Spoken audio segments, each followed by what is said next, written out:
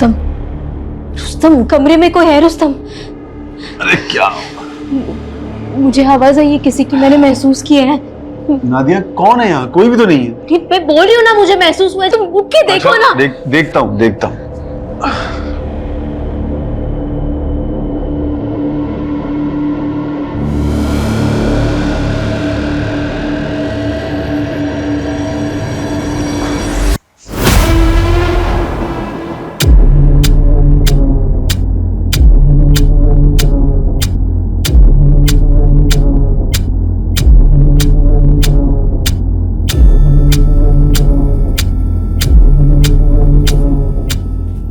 क्या हुआ? कोई था क्या? अरे है तो कोई नहीं, लेकिन मेन डोर खुला हुआ है और करीम भी अपने रूम में नहीं है। पता नहीं कहाँ चला गया। नादिया मैं उसे ढूंढ के लाता हूँ। अरे सुनो,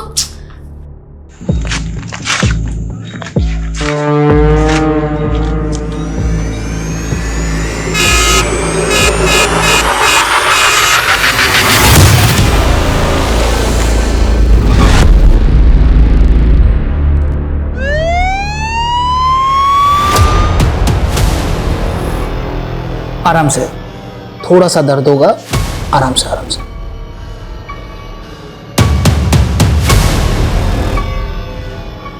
डॉक्टर साहब ये मेरा भाई नहीं है, मेरे बेटे की तरह है। समझ में नहीं आ रहा इसको कैसे संभालूं। रात बिरात कहीं भी कभी भी उठकर बाहर चला जाता है और भटकता फिरता है। रुस्तम, करीम को फिजिकल ट्रीटमेंट के साथ साथ मेंटल ट्रीटमेंट की भी जरूरत है, क्योंकि अब नींद की गोलियां भी इसे सुला नहीं पा रही। आई थिंक कोई बात है जो इसे डिस्टर्ब कर रही है। जीना हराम हो गया उस करीम के चलते। और ये रुस्तम है कि उसकी फिक्र में घुले ही जा रहे। अब तो ऐसा लगता है कि हम मियाँ बीवी का काम बस यही बचा है कि हम उस करीम की चौकीदारी करते रहें।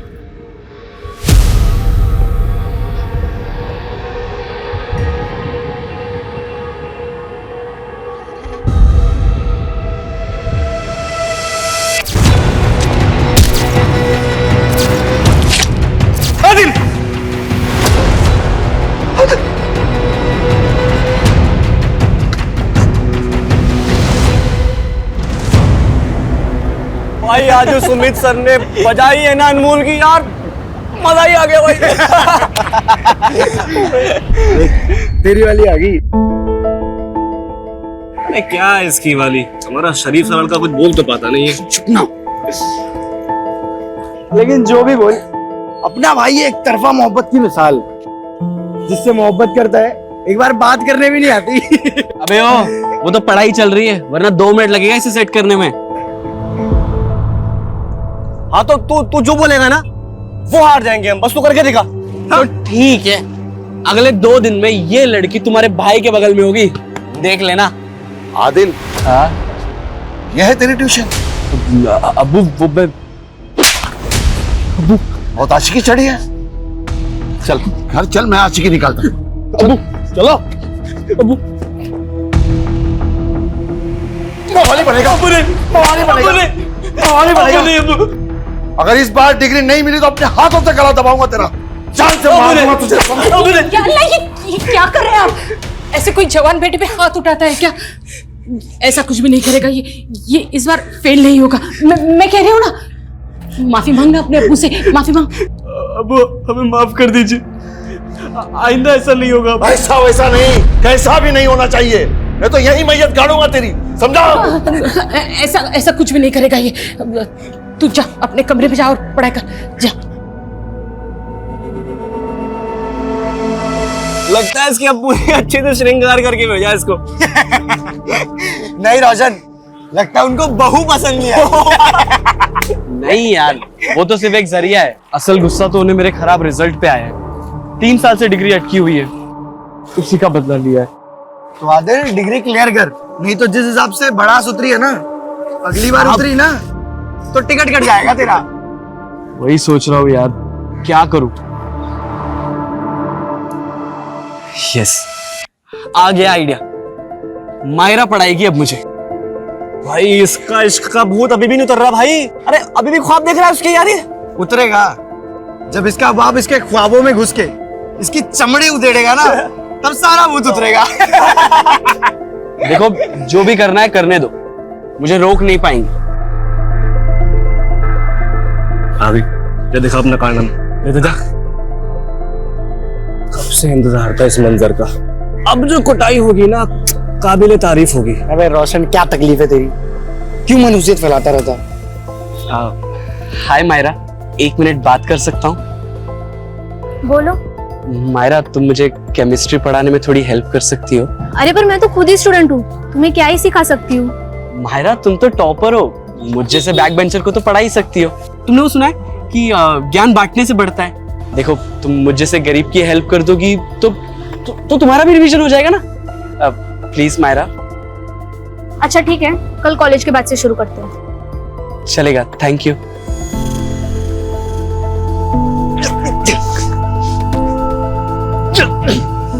भाई, तेरी ब्लैक वाली जैकेट तैयार रखना। वे? क्यों? अबे तूने कहा था ना, अगर मैंने इसे सेट कर लिया ना तो तू मुझे तेरी ब्लैक वाली जैकेट दे, तो तैयार रखना। क्या बोलता है? केमिस्ट्री पढ़ने में।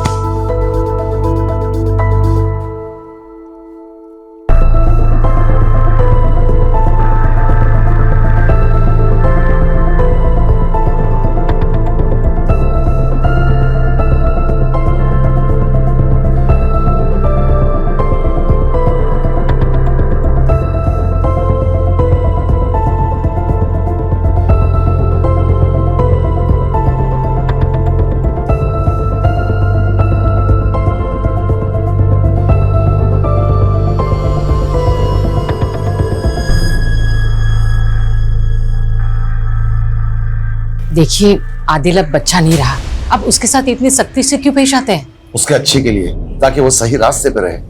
लगाम ढीली छोड़ी तो आवारा फिरने लगेगा, और मैं कभी ये बर्दाश्त नहीं कर सकता कि उसकी वजह से मेरे नाम या मेरी इज्जत पे कोई आंच आए।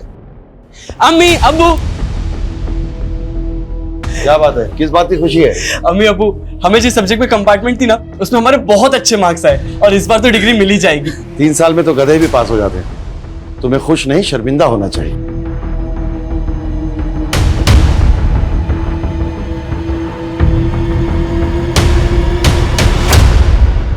दिन भर अब्बू के ताने सुन सुन के हमें खुद से नफरत होने लगी है।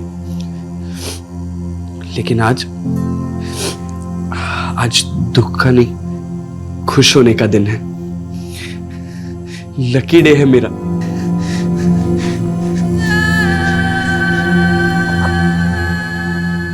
तुम मेरे लाइफ में गुड लक बन के आई हो। मैं तुम्हें अपने से दूर नहीं होने दूंगा। बहुत जल्दी ही मैं तुम्हें अपने दिल की बात बताऊंगा, प्रपोज करूंगा।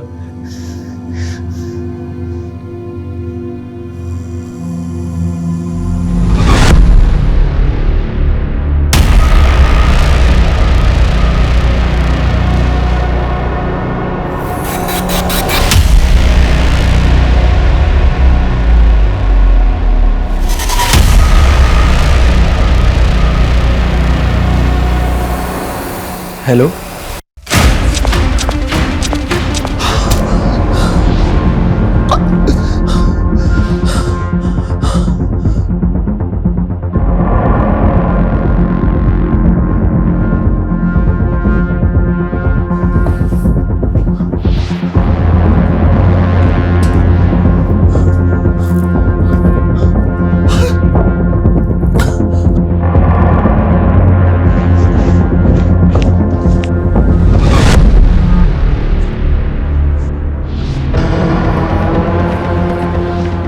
अरे सुनो सुनो सुनो। अरे ये ग्लूकोज की बोतल, ये हॉस्पिटल के कपड़े, यहाँ कहाँ जा रहे हो? इंस्पेक्टर साहब से मिलना है मुझे। अरे नहीं नहीं, सुनो, बात करनी है। नहीं नहीं, सुनो सुनो। इंस्पेक्टर साहब से मिलना है मुझे। अरे छोड़िए, अरे बात करनी है मुझे। अरे आप समझ क्यों नहीं रहे हैं? मुझे सीनियर इंस्पेक्टर से बात करनी है। अगर आप नहीं करवाएंगे तो मैं खुद उनसे बात कर लूंगा। कहाँ है उनका कैबिन? करीब कहाँ है उनका? हाँ? अरे क्या बदतमीजी है ये? इंस्पेक्टर साहब, ये हमारा छोटा भाई है। इसकी तरफ से हम माफी मांगते हैं। इसकी तबीयत बिल्कुल ठीक नहीं है। इसकी तबीयत नहीं, इसका दिमाग खराब है। अब देखो ना, ये कौन ऐसे सीधे हॉस्पिटल से ये सलाइन ड्रिप हाथों में लिए पुलिस स्टेशन आता? अरे आप समझ क्यों नहीं रहे? मुझे उनसे कुछ बताना है उनको, क्योंकि जल्दी बात करनी है। चुप रहिए, मुझे बताना है उनको, क्योंकि सीनियर इंस्पेक्टर से बात करनी है।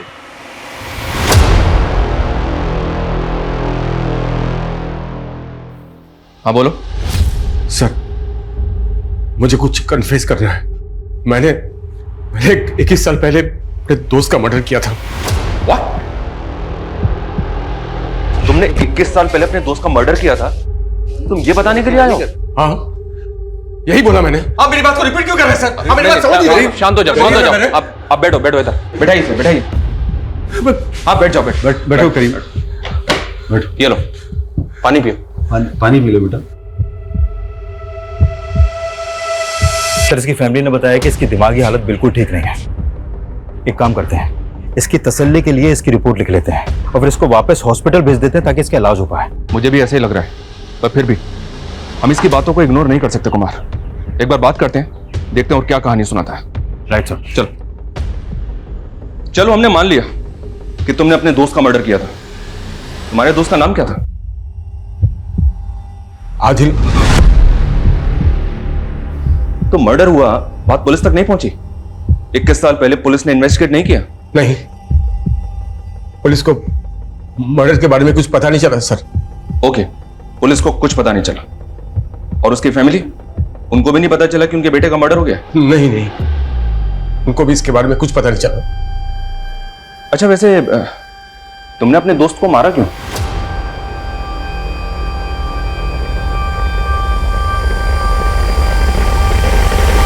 सर ये कुछ भी बोल रहा है। 21 साल पहले एक आदमी गायब हो गया, उसका मर्डर हो गया, इसके बारे में ना तो पुलिस वालों को पता चला और ना ही उसकी फैमिली को। और जब इससे पूछा जा रहा है कि इसने क्यों मारा तो उसके पास कोई जवाब ही नहीं है। सर ये हमारा समय बर्बाद कर रहा है और कुछ नहीं है। नहीं नहीं सर, मैं सच बोल रहा हूँ सर। मैं नहीं मारा आदिल को। नहीं, मैं बोल रहा हूँ। चुप, बिल्कुल चुप, बिल्कुल चुप। सर ये अपने होशो आवाज खो चुका है सर। इसको तो ये भी नहीं पता है कि ये कह क्या रहा है। आप तो इसके बड़े भाई हैं ना? जी। आप जानते किसी आदिल को जो इसका दोस्त था?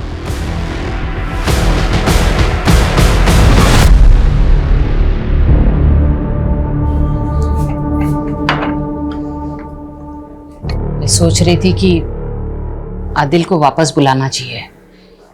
एक ही तो औलाद है हमारी, उसके बिना बिल्कुल अच्छा नहीं लगता। वो जहां भी है खुश है, उसे वहीं रहने दो। तुम क्यों उस पर बूढ़े माँ बाप की जिम्मेदारी थोपना चाहती हो?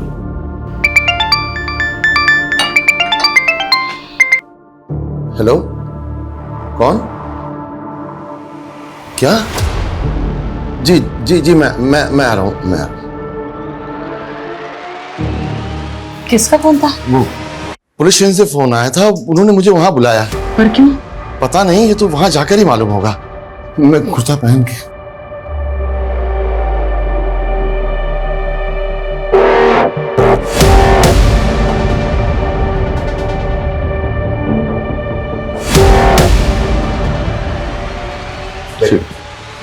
आदाब। जी आइए जमल साहब, बैठिए। जी शुक्रिया। कैसे हैं आप? जी मैं क्या बात है, क्यों बुलाया आपने मुझे? जमाल साहब, दरअसल आपके बेटे आदिल के बारे में कुछ बात करनी है आपसे। आदिल के बारे में? क्यों, क्या हुआ? वो ठीक तो है ना? हाँ वो ठीक है, आप प्लीज घबराइए मत। रूटीन इंक्वायरी और कुछ नहीं। ओके, आदिल कहाँ है आजकल? बेंगलुरु में। लेकिन आप ये सब क्यों पूछ रहे हैं? उसका नंबर दे सकते हैं आप? हाँ जी हाँ। हाँ प्लीज। जी ये अब सर माजरा क्या है? हाँ जमाल साहब, बताया ना आपको, रूटीन इंक्वायरी और कुछ नहीं। नहीं सर, फोन नहीं उठा रहा वो। सर वो ऑफिस में होगा, लेकिन बताइए ना सर क्या बात है? जमाल साहब आप प्लीज, आप बिल्कुल मत घबराइए, वो एकदम ठीक है। अभी आप जा सकते हैं।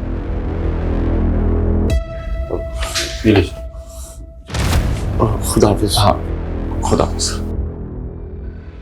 सर करीम कह रहा है कि उसने 21 साल पहले आदिल का मर्डर कर दिया था, लेकिन इनके हिसाब से तो आदिल सही सलामत है, बेंगलुरु में जॉब कर रहा है वो अभी।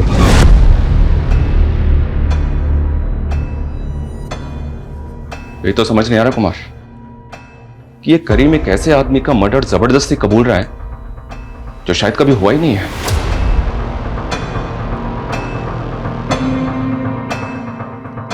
तुम्हारा दिमाग खराब हो गया है? एक बात मेरी ध्यान से सुन लो, 21 साल पहले कुछ नहीं हुआ।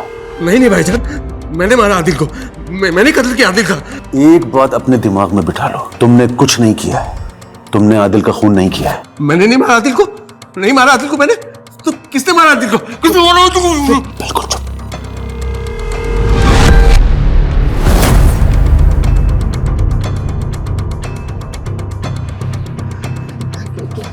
क्या हुआ? क्यों क्यों बुलाया था पुलिस वाले ने? कुछ नहीं, ऐसे ही रूटीन पूछताछ के लिए बुलाया था। आदिल के बारे में पूछ रहे थे। आदिल के बारे में क्या हुआ? वो ठीक है ना? मैं एक काम करती हूँ, उसे फोन करके पूछती हूँ वो ठीक है कि नहीं। कोई जरूरत नहीं है, कहा ना रूटीन पूछताछ के लिए बुलाया था। अब पुलिस उसे फोन करके परेशान कर रही होगी, अब तुम परेशान करोगी। कोई जरूरत नहीं है उसे तंग करने की।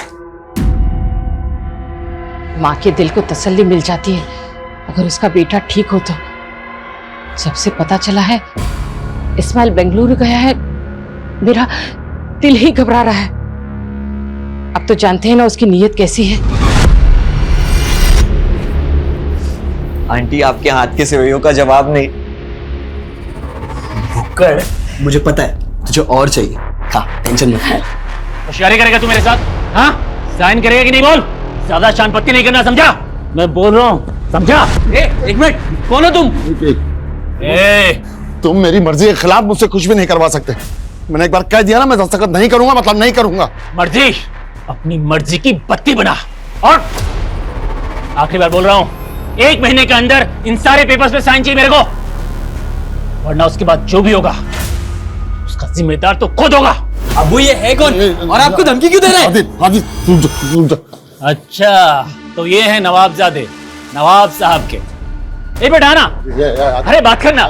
चल अंदर जाओ, बस, तो अंदर बैठ, जाओ, आजा। अंदर जाओ, बाहर नहीं आना तुम लोग।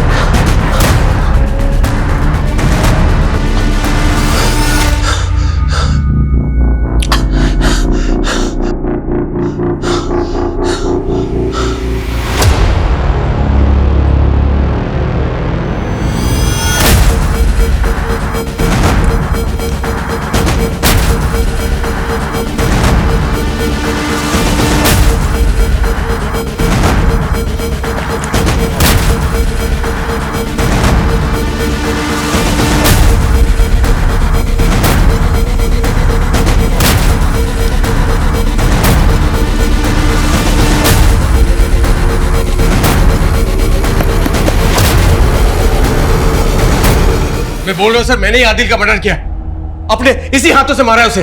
आप मेरी बात का विश्वास क्यों नहीं कर रहे? आप मुझे अरेस्ट क्यों नहीं कर रहे सर? करीम, जो मर्डर तुमने 21 साल पहले किया था, आज क्यों कन्फेस कर रहे हो उसे? रीजन क्या है? नींद नहीं आती मुझे सर। वो आदिल मुझे सोने नहीं देता, जिंदा मुर्दा 24 घंटों मेरी आंखों के सामने रहता है सर। आदिल जिंदा है, उसे कुछ नहीं हुआ है, वो ठीक है एकदम। बेंगलुरु में है। नहीं सर, बेंगलुरु नहीं हुआ, यहाँ आदर्श नगर में है। 21 साल पहले मैंने खुद उसकी लाश को अपने हाथों से दफनाया था।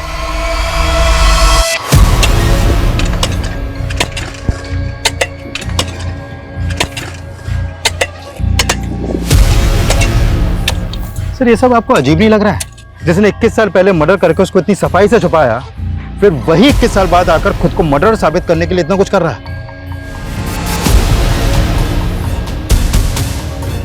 एक मिनट रुको, कुछ भी नहीं है। क्या? कुछ भी नहीं है यहाँ पे? इधर आओ, इधर आओ। यहाँ तो कुछ भी नहीं है। अब ऐसे कैसे हो सकता है सर? 21 साल पहले मैंने खुद हाथों से दफनाया था सर। अरे दफनाया था तो कहाँ है वो? यहाँ तो कुछ भी नहीं है।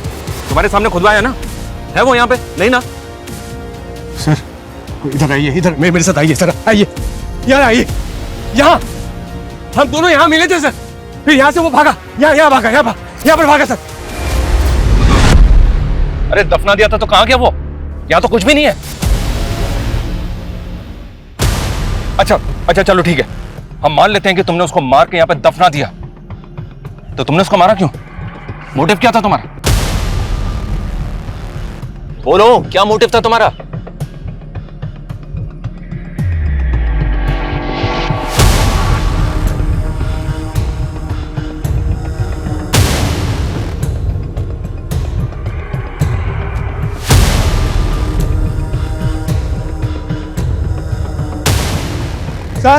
सर इधर आओ, नहीं सर उधर नहीं, लाश को मैं खींच के यहाँ दफनाया था सर। क्या ये सब? कभी बोलते हो इधर दफनाया था, कभी बोलते हो उधर दफनाया था। नहीं सर, मैं गलती हो गई सर, वो उधर नहीं सर, इधर दफनाया था। लाश को खींच के मैं इधर लाया था। भाई साहब, हाँ इधर आओ, इधर आओ, इधर खोदो, मिल जाएगा। नादिया मेरी बात सुनो, नादिया प्लीज रुक जाओ। रुस्तम, तुम्हें जेल जाने का शौक होगा, मुझे नहीं है। और तुम्हारे भाई का ये जुनून ना अब मुझसे बर्दाश्त नहीं होता। नादिया वो बीमार है। वो बीमार नहीं, उसका दिमाग खराब है। तुम्हें समझ नहीं आता क्या? मैं अपने घर जा रही हूँ अब्बा के यहाँ पर, और तुम्हारे सर से जब ये तलवार हट जाएगी ना, तुम मुझे बुला लेना, मैं आ जाऊंगी। नादिया, सर मैं बता रहा हूँ, जवाब देना भारी पड़ जाएगा। मजाक बन के रह जाएंगे कि सर फिरे की बातों में आकर पुलिस वालों ने अपना समय और रिसोर्सेज दोनों बर्बाद कर दिया। पता नहीं क्यों पर मुझे उसकी बातों में कुछ तो सच्चाई नजर आ रही है। वो इतने यकीन से जो बोल रहा है। कुछ तो क्या, अगर तबीयत से तोड़ेंगे ना तो पूरी सच्चाई उगल देगा वो, सही बता रहा हूँ मैं। लेकिन ये आंदोलन वाले, इतनी सारी संस्थाएं, फिर वो बखेड़ा खड़ा कर देंगे। मुझे समझ में नहीं आ रहा सर कि आदिल फोन क्यों नहीं उठा रहा। मैं एक काम करता हूँ, दोबारा मिला के देखता हूँ अभी सर। मिलाओ। The number you are trying to call is currently busy. Please try again later. नहीं उठा रहा सर। एक काम करो, उसको मैसेज छोड़ो, कभी तो देखेगा। ठीक है सर। लेकिन सर मुझे लगता है कि हमें आदिल के परिवार वालों से फिर से मिलना चाहिए, फिर से खुल के बात करनी चाहिए। कहीं से कुछ तो मिलेगा। मैं बात तो करनी चाहिए, पर बोलेंगे क्या उन्हें? एक आदमी क्लेम कर रहा है कि 21 साल पहले उसने उनके बेटे को मार के कहीं गाड़ दिया, जबकि वो बेंगलुरु में सही सलामत है। मजाक उड़ाएंगे हमारा। ऊपर से अमृतराज लोग हैं, कहीं कुछ उल्टा ही ना पड़ जाए। पर बात तो करनी पड़ेगी, थोड़ा संभल के और सेंसिटिव तरीके से। करीम, नाम तो सुना हुआ सा लग रहा है, पर याद नहीं आ रहा है कौन है। मुझे भी सुना सुना लग रहा है, पर बात क्या है? हाँ, क्या हुआ? बोलिए ना, मुझे बहुत घबराहट हो रही है। देखिए प्लीज, आप घबराइए मत। वैसे आदिल बेंगलुरु में कब से है? जब से उसकी नौकरी लगी है, 20-21 साल। 20-21 साल? तो आप लोग आदिल से मिले बेंगलुरु जाते होंगे ना? जी नहीं, दरअसल वो जब से वो नौकरी मिली, वो मसरूफ हुआ है, तो वो कभी यहाँ आ नहीं पाया, और हम लोग भी कभी उससे बेंगलुरु मिलने जा नहीं पाए। संभल कर जाना है। जी अम्मी। अब्बू। हाँ आदिल, देखो बेटा, इंटरव्यू के हर सवाल का जवाब सोच समझ कर देना, हड़बड़ी मत करना। तुम्हें नौकरी हर हाल में मिलनी चाहिए। जी अब्बू। ये तुम्हारे हाथ में क्या है? अब्बू वो कुछ नहीं है, डॉक्यूमेंट्स है, वो लोगों ने मंगाए। खुदा हाफिज अब्बू। खुदा हाफिज। संभल कर जाना। जी अम्मी। उसके बाद मिले तो होंगे ना आप अपने बेटे से? नहीं, कहाँ मिले। वो बेंगलुरु गया, उसे नौकरी मिल गई, उसके काम में इतना मशरूफ हो गया कि यहाँ आ ही नहीं पाया। बहुत बड़ी जगह नौकरी कर रहा है ना वो, फोन करने के लिए भी टाइम नहीं मिलता उसे। आदिल कैसा है तू? बड़े दिनों बाद फोन किया तूने, मैं कब से तेरे फोन का इंतजार कर रही थी। तू ठीक है ना? जी अम्मी, काम ही इतना है कि वक्त ही नहीं मिलता। 12-12 घंटे काम करो, फिर घर जाकर सफाई, खाना, कपड़े सब खुद ही को करना पड़ता है। फिर वो बेंगलुरु का ही होके रह गया। तो मतलब आपने अपने बेटे को 20 साल पहले देखा था और उसके बाद से आप अपने बेटे से मिले ही नहीं? नहीं, कभी कभार फोन पे बात होती है, उसका निगाह भी हो गया, अब उसे एक बच्चा भी है। पर आप लोग ये सब क्यों पूछ रहे हैं? वो ठीक तो है ना? हाँ हाँ ठीक है, खुश है, क्या होगा उसे? आप लोग क्यों खामखा उल्टे से सवाल जवाब करके हमें परेशान कर रहे हैं? प्लीज जाइए आप। अरे लेकिन बात, प्लीज जाइए, प्लीज प्लीज जाइए यहाँ से।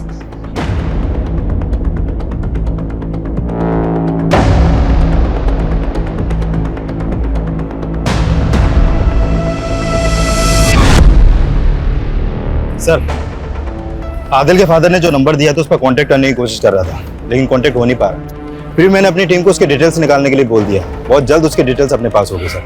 लेकिन सर मुझे आदिल के माँ बाप की ऐसी हालत देखकर बड़ा बुरा लगा। मतलब एक बच्चे का अपने माँ बाप को 21 साल पहले ऐसे किनारा कर देना, इतना अजीब केस मैंने अपने करियर में कभी नहीं देखा सर। अच्छा, हेलो, क्या? ठीक है सर, आदिल के फादर ने आदिल का जो बेंगलुरु वाला नंबर दिया था वो आदिल के नाम पे नहीं, बल्कि किसी रूपक चौधरी के नाम पे रजिस्टर्ड है। मतलब वो किसी और का नंबर है? तो फिर उनकी आदिल से इस नंबर पर कैसे बात होती है? और सर ये नंबर पिछले 5 सालों से रूपक चौधरी के नाम पे रजिस्टर्ड है, आदिल के नाम पे कुछ था ही नहीं सर। और उनका तो कहना है कि उनकी हर दूसरे दिन आदिल से फोन पे बात होती है। आखिर कौन है जो हमें गुमराह कर रहा है, जमाल या करीम, या फिर दोनों? पर क्यों? और ये आदिल है कहाँ? तो हो सकता है आदिल जिस तरह से 21 साल पहले अपने माँ बाप को छोड़ के गया, एक बार भी मिलने नहीं आया उनसे, तो शायद फोन पे भी बात नहीं होती होगी। लेकिन उसके माँ बाप बेचारे ये सदमा सह नहीं पाए और ये भ्रम पाल के बैठे हैं कि उनके बेटे से हर दूसरे दिन बात होती है। जो भी है पता तो करना होगा। और 21 साल पहले ही सही, आदिल का कोई तो बेस्ट फ्रेंड होगा जो शायद आज भी उसके साथ टच में हो, और वो जानता हो कि आदिल कहाँ है। और ये भी पता करो कि आदिल के अपने माँ बाप के साथ रिलेशन कैसे थे। आखिर ऐसा क्या हुआ था कि जो नौकरी लगने के 21 साल बाद भी एक बेटे ने अपने माँ बाप की खबर तक नहीं ली।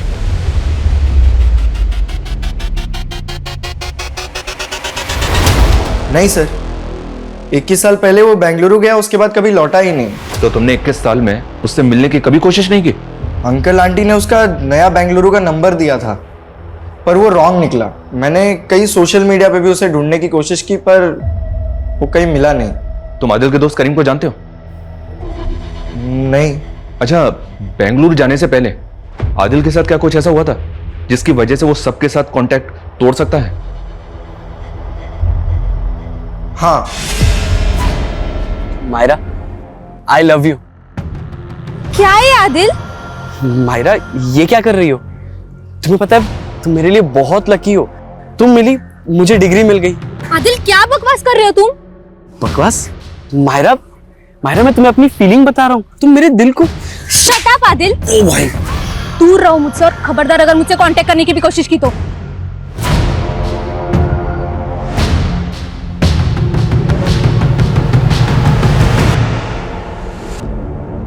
आदिल, तू दिल छोटा मत कर यार, सिर्फ मायरा ही थोड़ी है दुनिया में। चल दूसरी लड़की पटाएंगे, चल आजा, चल। क्या धोया यार लड़की ने यार। बे मनूस, ये सब तेरी इस मनुष्य जैकेट की वजह से हुआ है। लड़की के चक्कर में दोस्ती को मत लेकर, बीच में बता रहा हूँ तुझे मैं। दोस्त है तू? अबे सांप है तू, सांप, आस्तीन का सांप। तो निकाले सांप का सारा उधार। साले फकीर, पैसे वैसे है नहीं, लड़की पटाएगा। पैसे चाहिए? हाँ दे। पैसे चाहिए हैं तेरे पास पैसे? और पैसे। शांत हो जा यार। रोशन ने उसके बाद हम दोनों से कोई वास्ता नहीं रखा। फिर आदिल का कॉल आया कि उसका किसी कंपनी में इंटरव्यू है। Are you sure? पक्का आदिल का ही फोन आया था? हाँ सर, उसके 1-2 दिन बाद उसने कॉल भी किया कि उसकी उस कंपनी में जॉब लग गई है, और वहाँ एक उसका दोस्त है विशाल, वो उसी के साथ रहता है। उसने विशाल के बारे में तुम्हें भी बताया था? हाँ। तुम जाओ। जी। विशाल वो आखिरी आदमी है जिसके साथ आदिल बेंगलुरु में टच में था। इस विशाल की कांटेक्ट डिटेल्स निकालो तुरंत। हो सकता है कि उसको पता हो कि आदिल कहाँ है। Okay sir. तब तक इस रोशन की खबर लेते हैं। सर, आप गड़े हुए मुर्दे क्यों खाड़ रहे हो? वो बचपना था, झगड़ा हुआ, खत्म हुआ। खत्म हुआ नहीं ना, बाकी का हिसाब तो तुम बाद में करने वाले थे। हिसाब किससे करवाया, खुद किया या किसी से करवाया? आदिल की सुपारी करीम को दी थी ना तूने? सर, वो तो मैंने गुस्से में बोल दिया था, और मैं किसी करीम को नहीं जानता। और सर, वो सुपारी, आदिल का मर्डर हो गया क्या? देख रोशन, इस केस में ना गड़े मुर्दे ऑलरेडी उखड़ने शुरू हो गए हैं। अब तू अपनी तरफ के मुर्दे उखाड़। अगर हम अपनी पे आ गए ना तो मुर्दे के साथ साथ जिंदे भी उखड़ जाएंगे। चल बोल। हाँ सर, आदिल का और मेरा किस्सा खत्म नहीं हुआ था। मुझे नीचा दिखाने के अलावा तेरे पास कोई काम नहीं है ना? मेरा बाप मुझे मारता है, मैं पढ़ाई में जीरो हूँ, अब तो वो लड़की ने मुझे चाटे मारे। यही सारे ताने सुनाने आया ना तुम? नहीं भाई, मैं एक काम करना, तू बहुत शर्त लगाता है ना, चल एक आखिरी शर्त लगाते। कैसी शर्त? वही जिस लड़की ने मुझे चाटे मारे ना, जिसके तूने बहुत मजे लिए, उस लड़की के मजे मैं लूं, पर सारी दुनिया देखे, उससे पहले तू देखेगा। मतलब? चल दिखा दो, आ जा।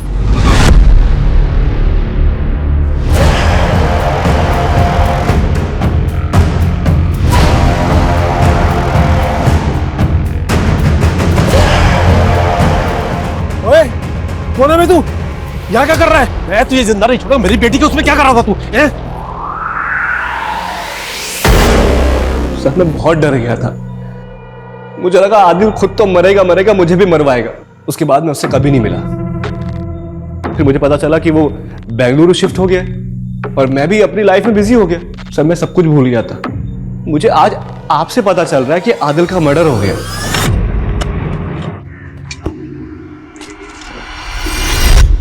सर हो सकता है माहिरा के फादर ने आदिल के साथ कुछ किया हो जिसकी वजह से वो आज तक गायब है। पॉसिबल है कुमार, पता लगाओ अगर माहिरा और उसके बाप का आदिल के गायब होने में कोई हाथ है तो। Okay sir. लेकिन एक बात समझ में नहीं आ रही, आदिल की फैमिली और फ्रेंड्स के मुताबिक कोई करीम था भी यकीन से नहीं कह सकते, तो फिर क्यों ये करीम एक मर्डर का इल्जाम जबरदस्ती अपने सर पे ले रहा है? आदिल के बारे में कुछ और जानकारी मिली? सर डायरेक्ट तो नहीं है लेकिन इनडायरेक्ट कह सकते हैं। एक्चुअली आदिल के फादर के पास काफी जमीन थी जो उन्होंने अपने छोटे भाई के नाम ट्रांसफर कर दी। अब उनके पास सिर्फ वो एक घर ही बचा है जहां पर वो अभी रहते हैं। क्यों? ऐसा क्यों किया? अपने लिए ना सही अपने इकलौते बेटे के लिए भी कुछ नहीं रखा। और ये भाई कौन है जो जमाल को अपनी औलाद से भी ज्यादा प्यारा है? सर वो यहीं कानपुर में आदर्श नगर में रहता है, वहां का पार्षद है वो। हिस्ट्री शीटर भी है सर वो। History sheeter? इस एंगल से हमें कोई लीड मिल सकती है कुमार?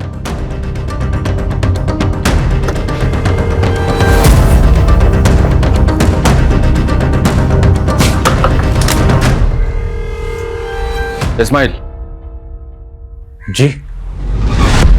कमाल का इत्तेफाक है ना, इधर आदिल बेंगलुरु गया और उधर जमाल ने अपनी सारी प्रॉपर्टी आपके नाम लिख दी। वही प्रॉपर्टी जिसके लिए कई बार झगड़ा भी हो चुका था। झगड़ा नहीं हुआ था, हाँ बहस जरूर हुई थी। और फिर जो चीज मेरी थी वो तो उसे वापस करनी थी। आप लोग समझे नहीं, दरअसल वो बुढ़ा मेरे बाप की नाजायज औलाद है और नाजायज तरीके से उसने सब कुछ हासिल किया था और फिर मैंने अपने जायज तरीके अपनाए हैं और जो चीज मेरी थी उसे वापस हासिल कर लिया। इसमें गलत क्या है? अभी तक आदिल के बारे में जितनी भी जानकारी मिली है उससे तो यही लगता है कि अगर सचमुच उसका मर्डर हुआ है तो मर्डर का मोटिव बहुत लोगों के पास है। माहिरा का बाप रोशन, आदिल का खुद का बाप, जबकि मर्डर करीम कबूल कर रहा है। पर वो ऐसा क्यों कर रहा है? उसका तो कुछ मोटिव भी नजर नहीं आ रहा है। पर जो भी हो, अब इन सब लोगों से साफ साफ बात करने का वक्त आ गया है।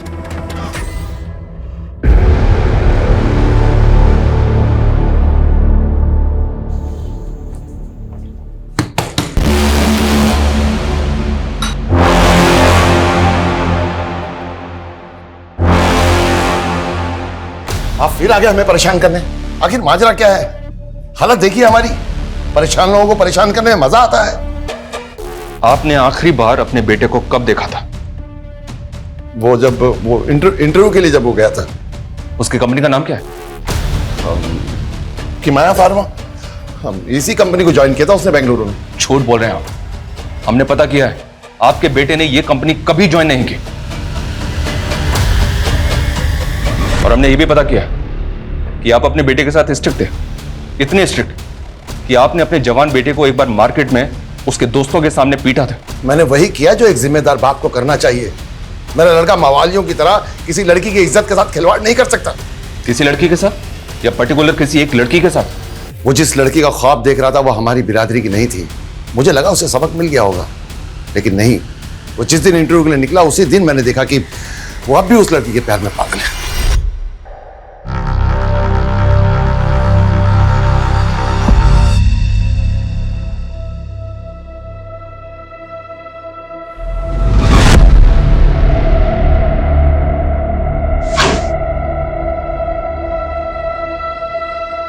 क्या आपको कुछ चाहिए क्या?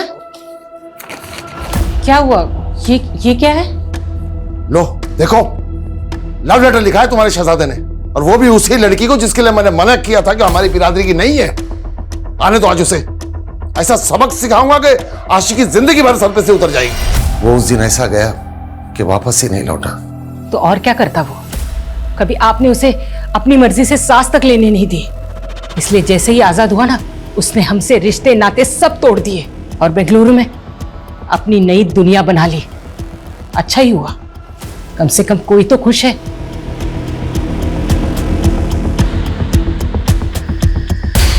देखिए सर, ऑलमोस्ट 21 साल हो चुके हैं मुझे आदिल को देखे हुए। विशाल बता सकते हो जब आदिल आखिरी बार बेंगलुरु आया था तो वो तुम्हारे घर पे कब आया था? क्योंकि यहाँ उसने ये बताया कि जब वो इंटरव्यू देने बेंगलुरु गया था तो वो तुम्हारे यहाँ रुका था। मेरे घर रुका था?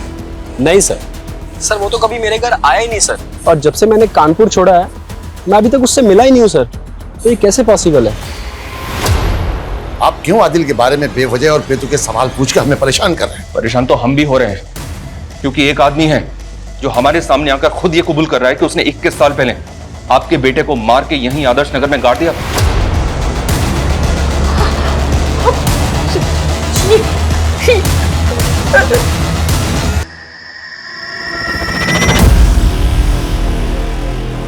नहीं नहीं, ये झूठ है, ऐसा नहीं हो सकता। रहीम साहब ने मुझसे कहा है कि आदिल बेंगलुरु में खुश है, अपनी बीवी बच्चों के साथ अच्छी जिंदगी जी रहा है। ये सही नहीं है, और वो जो भी है ना, आपको बेवकूफ बना रहा है। नहीं, उनके खिलाफ एक लफ्ज नहीं। बुरे वक्त में वही हमारा सहारा बने थे, उन्होंने हमें राह दिखाई।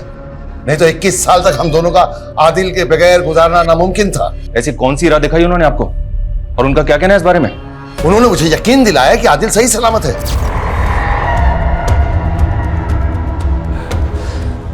माशाअल्लाह, आदिल कितना खुश है। कैसी खानदानी खूबसूरत बीवी मिली है उसे, और आदिल का बेटा हूबहू आदिल के ही जैसा है। पर आज भी वो आपसे नाराज है। अगर फिर उसकी जिंदगी में आप आए तो उसकी खुशियों में खलल पैदा होगा। वो जहां है उसे वहीं रहने दो।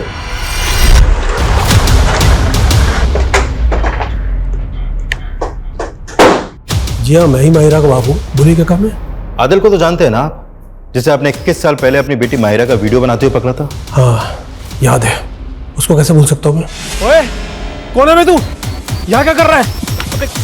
मैं तुझे जिंदा नहीं छोड़ा, मेरी बेटी को उसमें क्या कर रहा था तू? तो फिर आपने अपनी धमकी को सच साबित कर दिया और आदिल को जान से मार दिया है ना? मैं तो उसको उसी दिन मार देता अगर वो बचकर नहीं भागता। आपकी बेटी माहिरा कहाँ अभी? मेरी बेटी माहिरा 1 साल पहले रुखसत हो गई है। हम इतने में ही सब्र करके खुश थे कि आदिल जहां है खुश है, और आज आप बता रहे हैं कि 21 साल पहले किसी करीम नाम के इंसान ने आदिल का कत्ल कर दिया। कौन है ये करीम? फोटो देखो, ये है करीम। ये उसकी अभी की फोटो है, और ये 20 साल पहले की फोटो है। जानते हैं आप ऐसे?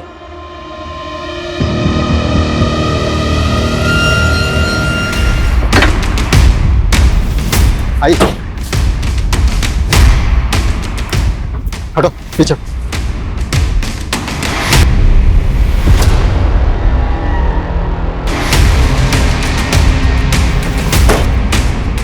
पीछे हटो।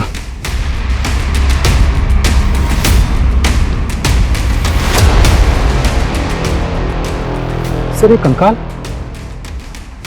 सर कुछ समझ में नहीं आ रहा इस कहानी में। आदिल माहिरा को लेकर अपसेस था, और फिर माहिरा से अपना बदला लेकर वो बेंगलुरु शिफ्ट होना चाहता था। फिर जबकि कोई और भी था जो आदिल से ऑब्सेस था, और जो नहीं चाहता था कि आदिल कानपुर छोड़कर बेंगलुरु जाए।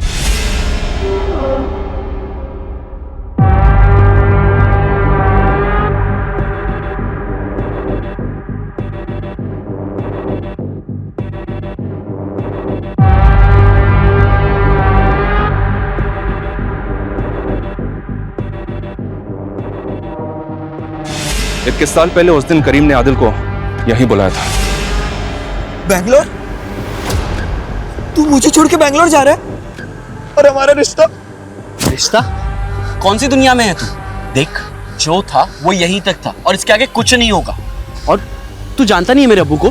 मुझसे प्यार करने से पहले अपना अब्बू की याद नहीं आई? देख करीम, जज्बाती मत हो और गले मत पड़।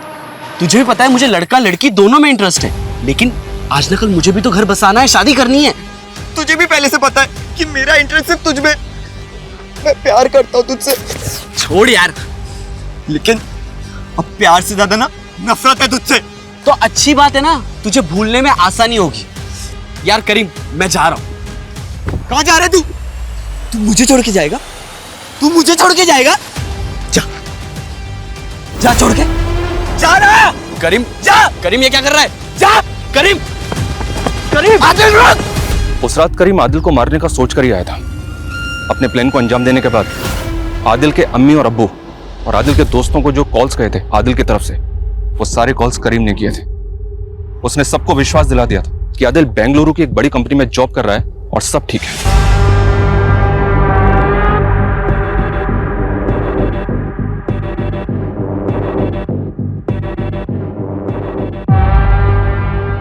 लेकिन आदिल मरने के बाद भी उसको हॉन्ट करता रहा।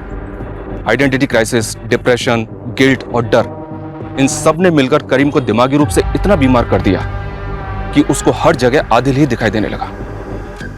करीम का जुर्म उसे सताने लगा, और वो भी इतना कि जो जुर्म उसने 21 साल पहले किया था, 21 साल बाद उसी जुर्म को उसने खुद सामने से आकर कबूल किया।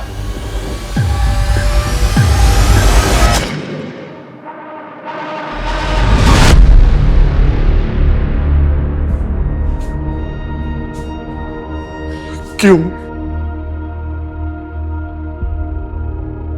जब इतने साल नहीं कबूला तो अब क्यों? हम इसी भरम में खुश थे कि हमारा बेटा कहीं पर है अपने परिवार के साथ, और इसी भरम में हम इस दुनिया से रुखसत हो जाते, लेकिन तूने हमसे हमारा ये भरम भी झेल लिया है।